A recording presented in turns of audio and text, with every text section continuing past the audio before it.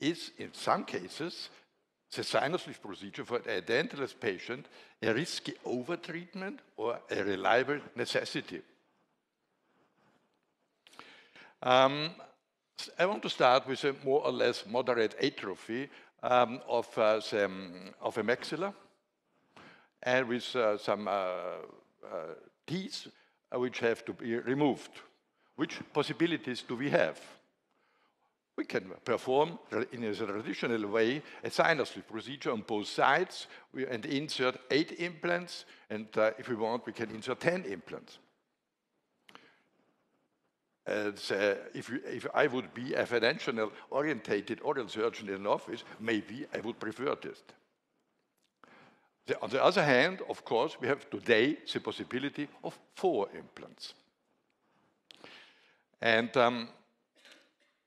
I want to bring face to face in the next 25 minutes both procedures. On one hand, the surgical procedure with a sinus lift on both sides, and then afterwards the treatment concept and the risks with the all-on-4 technique.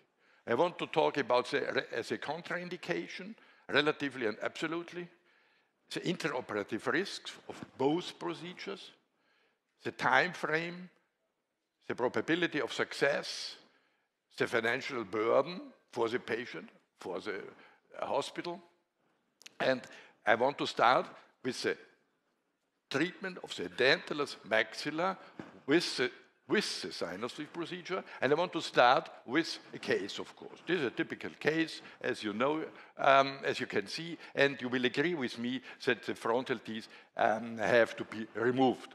So, in a traditional way, and this 60-year-old female wanted that should be done in that way. We started with sinus lift procedure on both sides.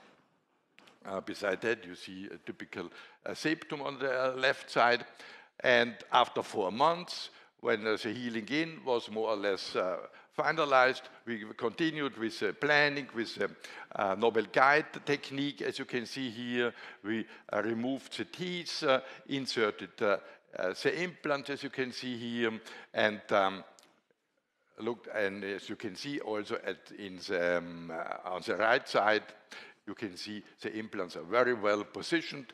But again, we have to wait 4 months, and after altogether 8 months, yes, the treatment is finished, and the patient will achieve a very nice prosthetic restoration.